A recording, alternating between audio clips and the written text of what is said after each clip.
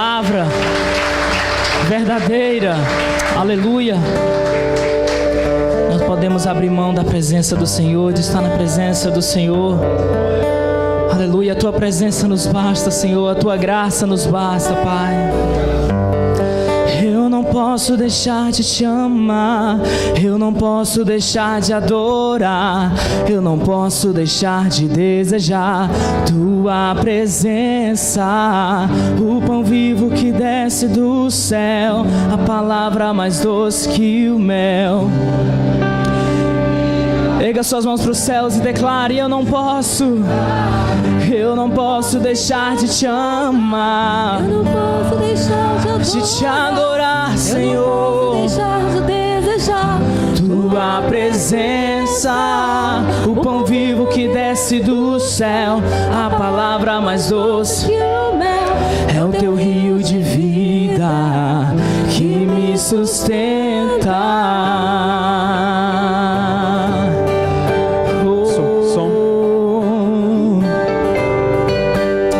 Aleluia. Com as suas palmas, louve o Senhor.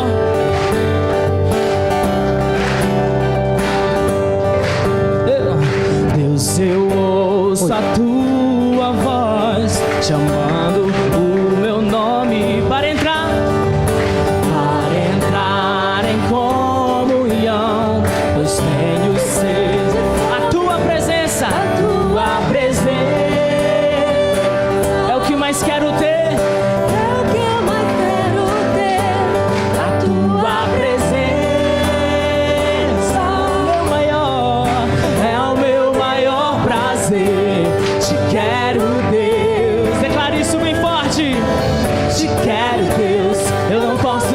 Te amar, eu não posso deixar de adorar, eu não posso deixar de desejar tua presença, o pão vivo que desce do céu, a palavra mais doce que o mel, é o teu rio de vida que me sustenta.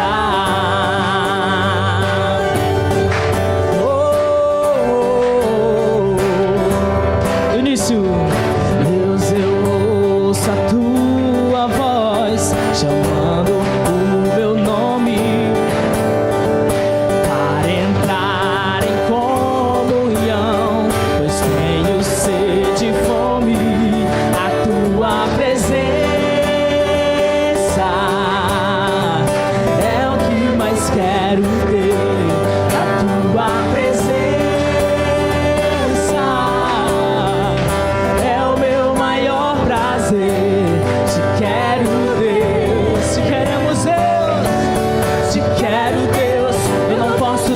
te amar, eu não posso deixar de adorar, eu não posso deixar de desejar tua presença, o pão vivo que desce do céu, a palavra mais doce que o mel, é o teu rio de vida que me sustenta.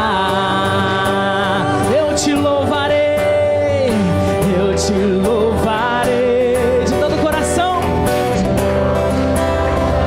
mais do que tudo, Deus, mais do que o ouro e a prata,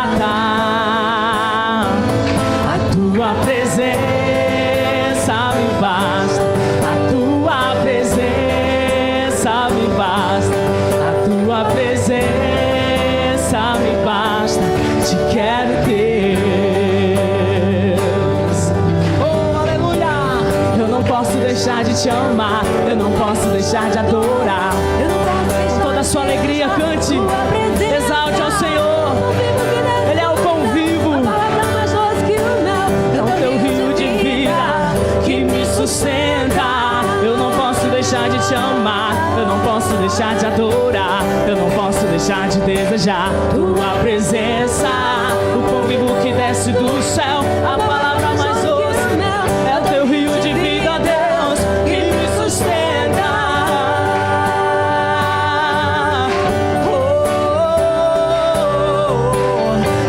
Sustenta, Senhor, que me alimenta, que me sustenta.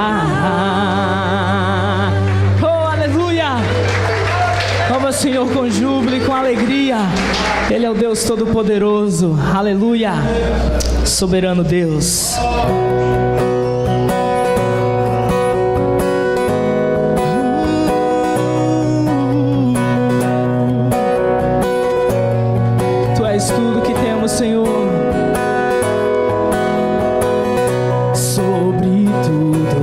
sobre todos. Tu és Rei, Tu és Senhor. O Teu povo te adora e o Teu nome louvará. És refúgio e segurança em meio à tribulação, fortaleza, esperança, dono do meu coração. Coração, cante soberano, soberano Deus, poderoso Deus. O meu coração transborda de amor. Soberano Deus, poderoso Deus, tua graça é melhor do que viver.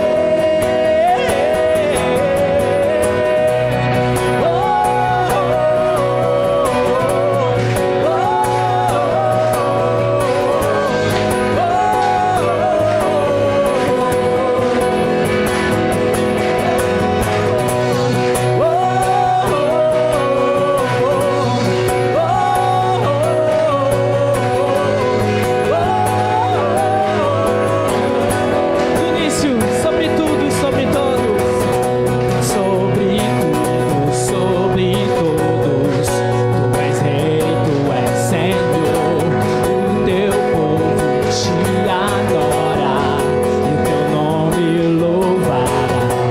És refúgio e segurança em meio à tribulação, fortaleza, esperança, dono do meu coração. Ele é o dono do seu coração, coração.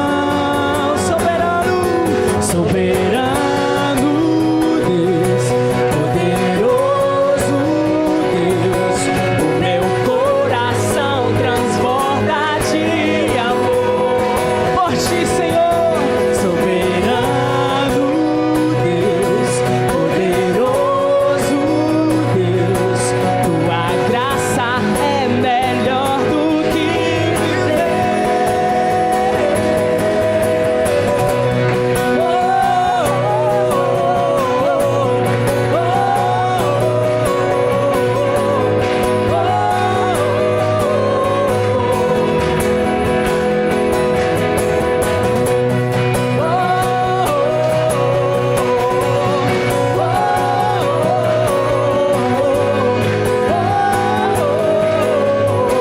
Só as vozes, só as vozes.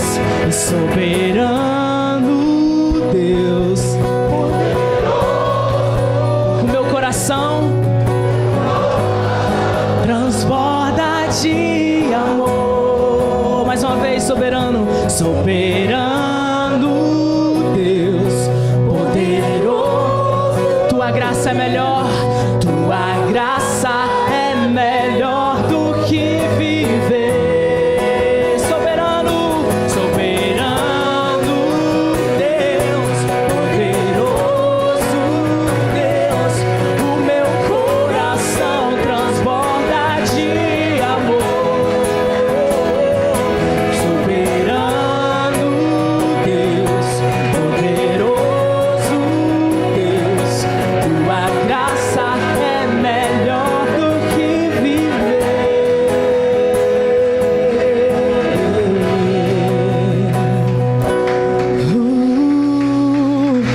Aleluia, Jesus.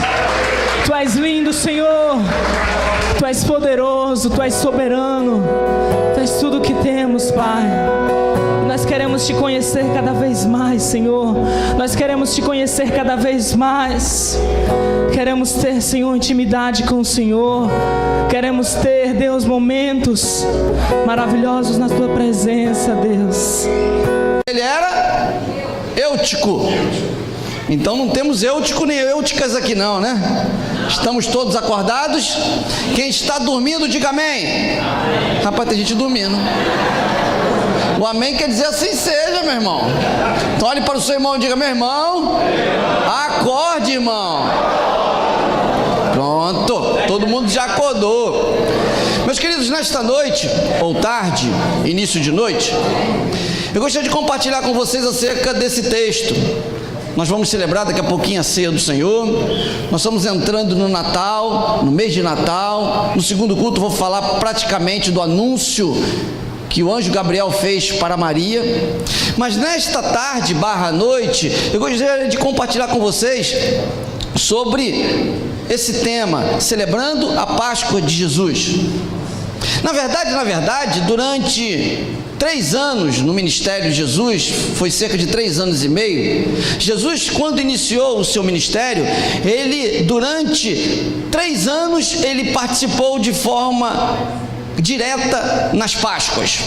Se você for acompanhar no livro de João, você vai ver que em João 2, a partir do versículo 13, Jesus participa da primeira Páscoa com 30 anos.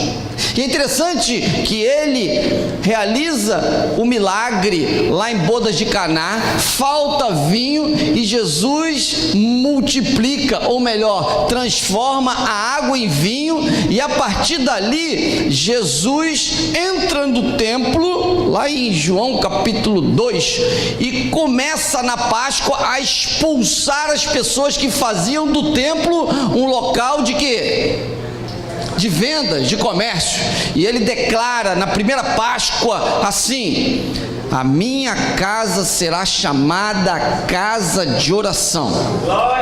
A primeira lição que eu gostaria de trazer neste momento é que na primeira Páscoa de Jesus, Jesus purificou, teve a capacidade de se indignar com aquelas pessoas que não estavam valorizando a casa de Deus. Tem gente que não valoriza a casa de Deus. Tem gente que não valoriza onde Deus está. Deus não mora aqui. Mas, meu querido, a casa de Deus é o lugar da morada do nome do Senhor. A palavra de Deus diz: se estamos aqui, cale-se a todos, porque Deus vai falar. Deus se faz presente no meio de nós. Por isso, nós estamos aqui. Amém? Foi na primeira Páscoa. Na segunda Páscoa, se você avançar um pouquinho para João capítulo 6, a partir do 3, Jesus está sendo seguido por uma multidão. Ele sobe ao monte e lá ele olha para os discípulos e fala assim: dai-lhe vós de comer. Tinha uma multidão imensa e o pessoal falou: nós não temos dinheiro, nós não temos como comprar, nós não temos aonde comprar. E Jesus falou assim: ó, dai-lhe vós de comer. Isso antecedendo a segunda Páscoa. E eu posso dizer, como lição maravilhosa, que Jesus se preocupou com os carentes e os necessitados. Jesus, ele não é como muitos de nós, que não estamos nem aí, a gente só fica preocupado conosco. Mas Jesus não, estava olhando para os discípulos e falando assim: olha, eles estão com fome, não dispersa a multidão não, traga, faça-os assentar, assente-os em grupo e nós vamos dar de comer. E diz assim: dai-lhe vós de comer. E depois Jesus pega os pães e peixes e multiplica. Isso foi às vésperas da segunda Páscoa. João fala que a terceira Páscoa de Jesus foi a partir de João 12. E quando Jesus estava em Betânia, estava na casa de Marta, Maria e Lázaro, e de repente veio Maria por trás de Jesus e unge a Jesus. E Judas olha e fala assim: que desperdício. E Jesus: não, deixe que ela faça isso, porque ela está preparando o meu corpo. Foi a terceira Páscoa que Jesus participou. Meu querido, nós vamos ver de forma gradativa que em todos os momentos, em todas as celebrações da Páscoa, no ministério de Jesus, tinha algo especial. E nesta noite eu gostaria de mostrar para você que nós precisamos seguir o exemplo do Senhor Jesus, que foi projetado aqui nesse filme. Em primeiro lugar, nós temos que ter a capacidade de nos indignarmos quando as pessoas não estão fazendo com que a casa de Deus seja um local aprazível, que seja um local de adoração. Nós estamos vivendo uma época em que as igrejas estão por aí como uma agência, como uma empresa. Já vi até numa igreja lá, ó, aqui aceitamos dízimo parcelado. Já vi assim, dízimo, desconto no dízimo, não é 10% não, 8% dízimo. Já viu isso? Porque as pessoas querem arrecadar mais. Nós temos que ter essa capacidade de nos indignarmos, não podemos aceitar isso, meu querido. Todo recurso que está sendo colocado aqui, todo ele, 100% dos recursos são investidos na obra do Senhor. Não se admite outra coisa que não seja isso. Capacidade de se indignar. Tem gente que deixa de dar o dízimo, deixa de dar a oferta, porque uma vez na vida alguém pegou o seu dízimo, um líder, e usou mal, e você argumenta dizendo: não vou dar não, porque ele vai gastar mal. Meu irmão, a responsabilidade é dele. A sua responsabilidade é o quê? É zelar pelas coisas de Deus. Porque ai daquele que pegar um dinheiro do Senhor e usar em outro meio. Por isso, você tem que ter a capacidade de se indignar, mas jamais deixar de fazer aquilo que você tem que fazer. Por isso, a segunda lição é, meu querido, a preocupação sua é com o quê?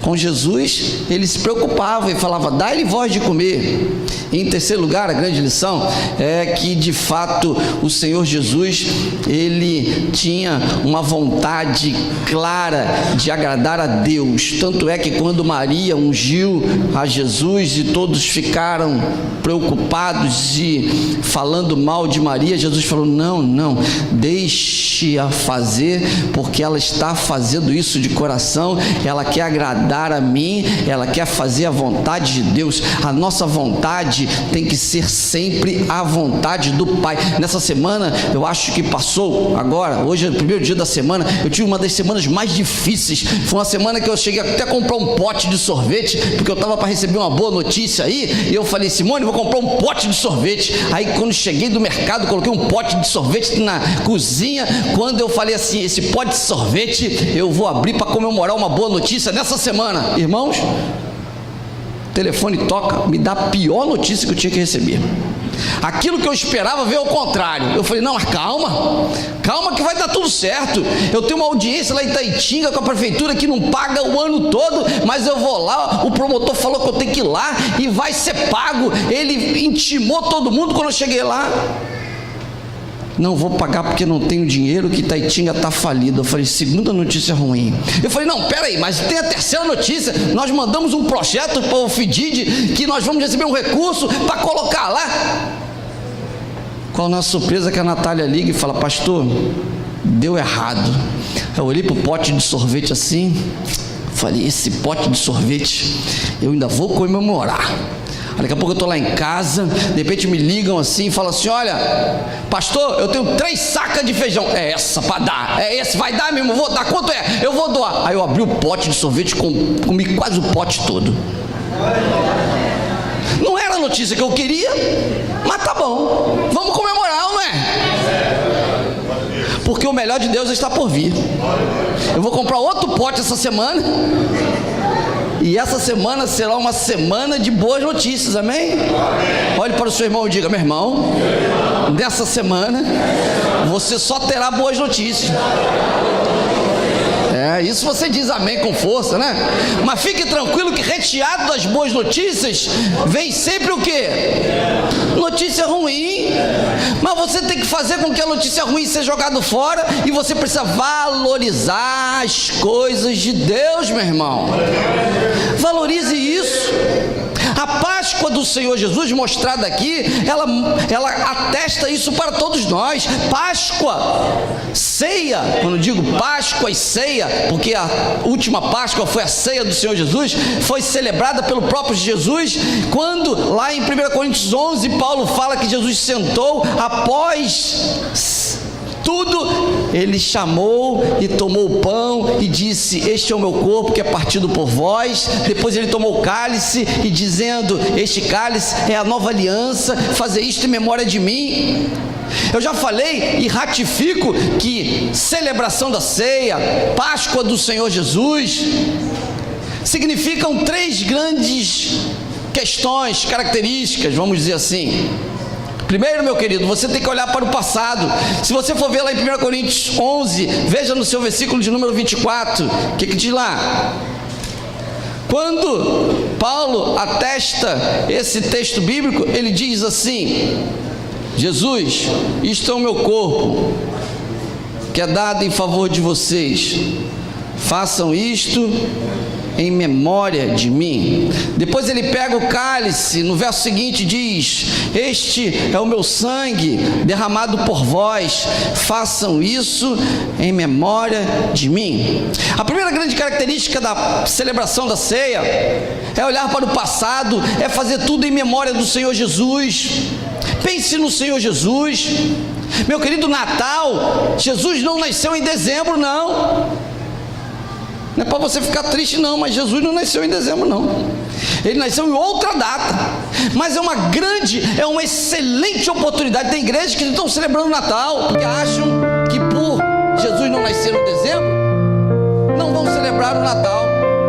Eu já acho ao contrário. Eu acho que toda vez é um Natal, todo dia é um Natal. Mas por que não aproveitar essa data colocada pela sociedade para pregoar, para proclamar Jesus? Por isso, é uma grande oportunidade. A ceia do Senhor nada é mais do que você olhar para trás e relembrar do sacrifício de Jesus na cruz do Calvário. Quando foi projetado aqui o vídeo, Jesus falou, ele estava às vésperas de sofrer. Meu querido, nós temos que rememorar isso. Nós não podemos esquecer o sacrifício de Jesus na cruz. Nós não podemos esquecer que Jesus nasceu, embora não tenha sido em dezembro, mas ele nasceu, ele mudou a história. Por isso, meu querido, essa tem que ser a nossa visão. Nós temos que lembrar as coisas e os feitos de Jesus. A nossa prioridade de vida tem que ser olhar para trás e olhar os feitos de Jesus e aplicá-lo hoje. Nós vivemos numa época em que a gente só pensa no agora, mas a celebração da ceia é uma oportunidade, é uma ordenança. Ele não pede, ele determina que façamos isso. A ceia do Senhor não é da igreja Chema, a ceia é do Senhor, determinada pelo próprio Jesus, e ele diz assim, façam isso em memória de mim. Por isso, você que está aqui presente, nosso visitante, membro da igreja, nós temos que parar pelo menos uma vez no mês. Aqui a gente celebra 2, 3 vezes. Celebramos semana passada, estamos celebrando hoje. Semana que vem a gente celebra no segundo culto, para lembrar, relembrar, rememorar, não esquecer. Nós não podemos esquecer de Jesus. Tem gente que esquece o seu próprio aniversário, não é? Passa o aniversário, se esquece. Você pode até esquecer o seu aniversário, mas jamais pode esquecer do sacrifício de Jesus. Amém? Olhar para trás. Em segundo lugar, essa terceira ceia, ou a última Páscoa do Senhor Jesus, ela faz com que de fato a gente olhe para o futuro. O texto bíblico, lá no verso de número 26, diz assim, anunciando, veja na minha Bíblia, faça isso, porque sempre que comerem desse pão e sempre que beberem desse cálice, vocês anunciem a morte do Senhor Jesus até que venha. Se no passado você tem que lembrar do sacrifício, para o futuro você tem que entender que esse sacrifício teve um motivo, não foi em vão.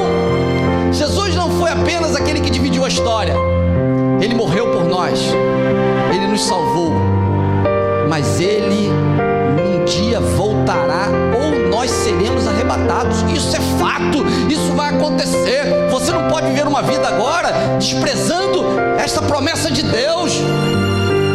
Por isso, meu querido, não adianta nada você conquistar mundos e fundos, não adianta nada você passar por lutas, por dificuldades, superar as agruras da vida, sem ter a visão de que um dia seremos julgados. A Bíblia diz, ao homem está ordenado morrer uma só vez, vindo depois o juízo. Você tem que olhar para o futuro e entender que haverá um dia de julgamento final, em que todos nós vamos estar juntos. E é interessante que no livro de 1 Coríntios, o texto bíblico diz que Paulo fala para a igreja de Corinto, dizendo que na igreja de Corinto, no julgamento final, alguns estarão preparados e outros não. E ele atesta que muitos não serão salvos ali. Olha só, isso na igreja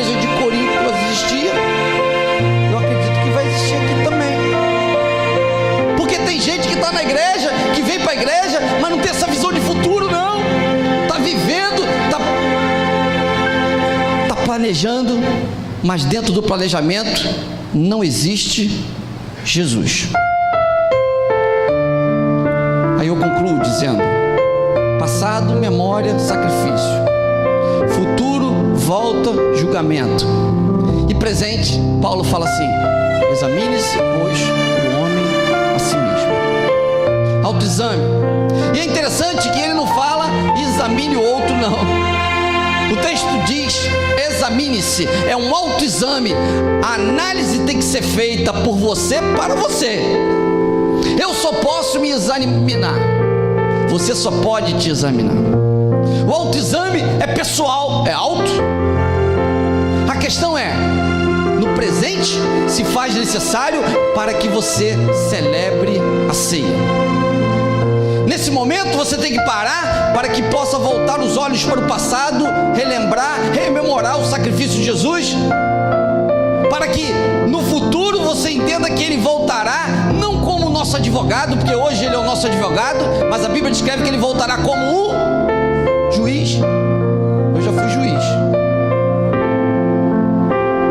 em alguns momentos da vida. O tribunal militar, ele convoca oficiais, e eu já fui juiz por várias vezes.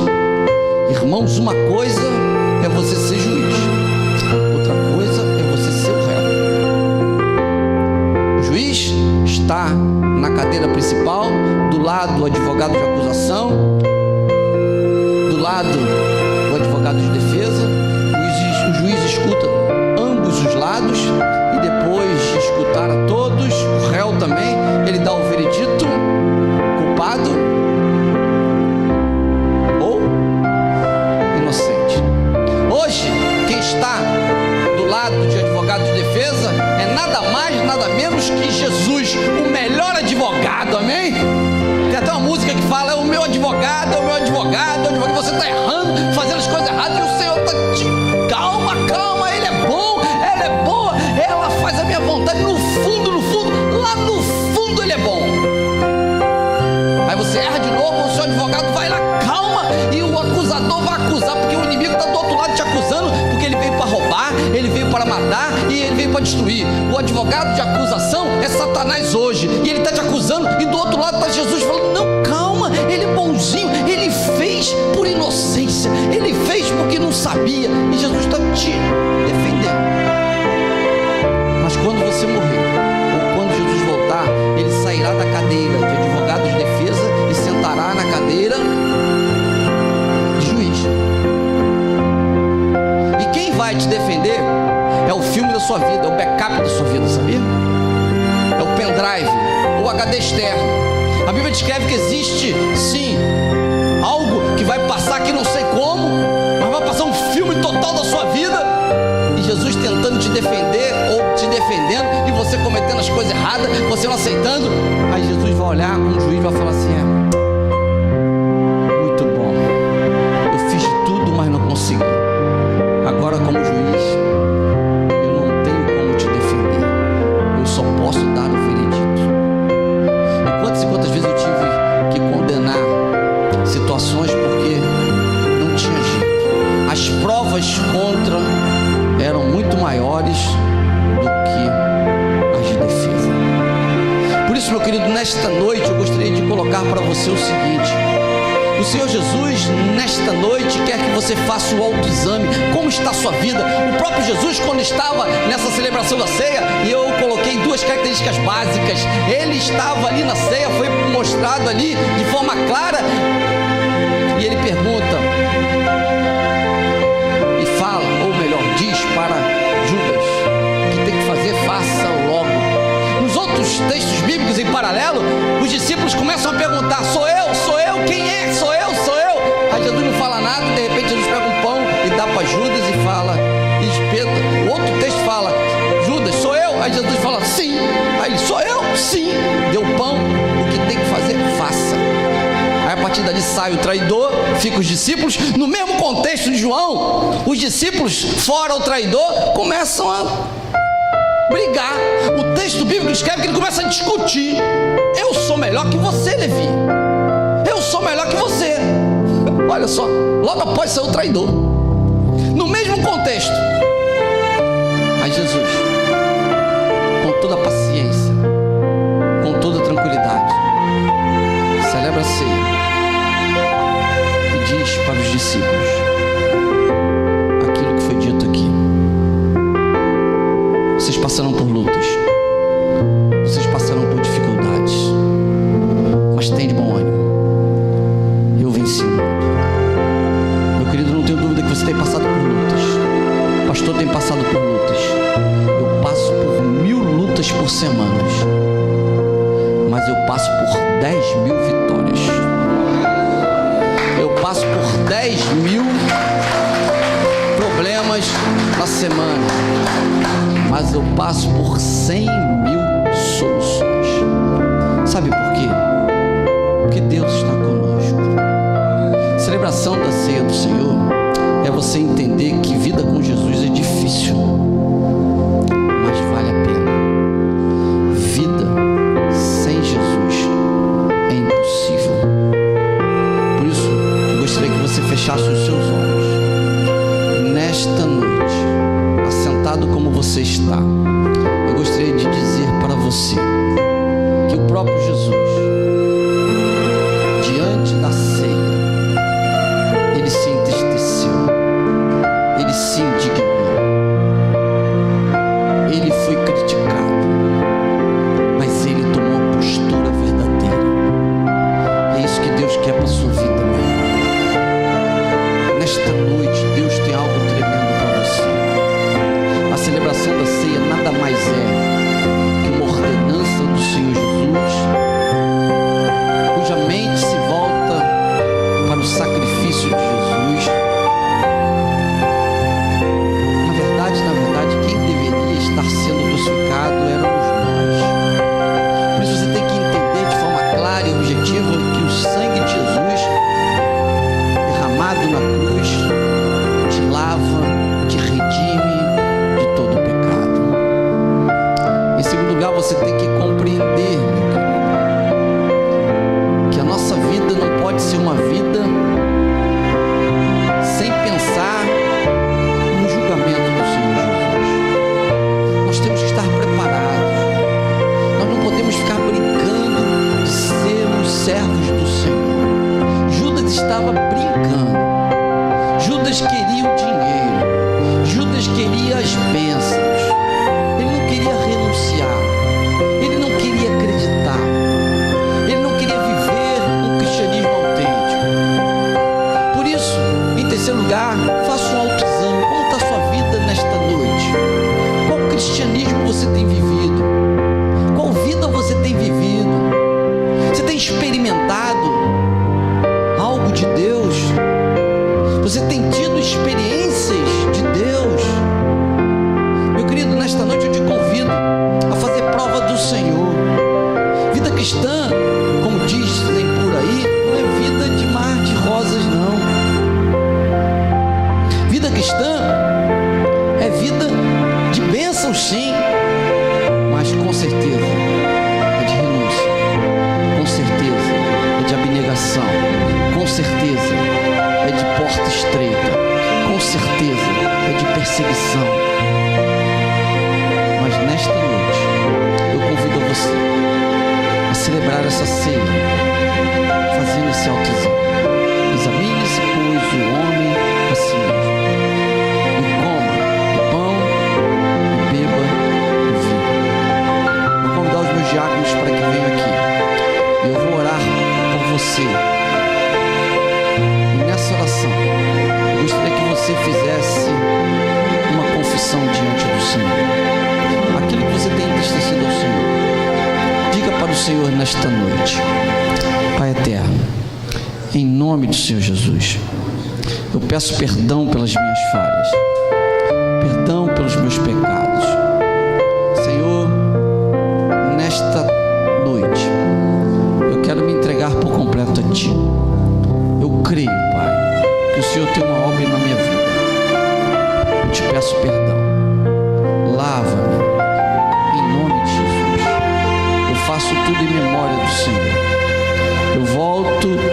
olhos para o futuro no julgamento, para que nesse presente, Pai, eu possa estar reto diante do Senhor. Essa é a minha oração, em nome de Jesus.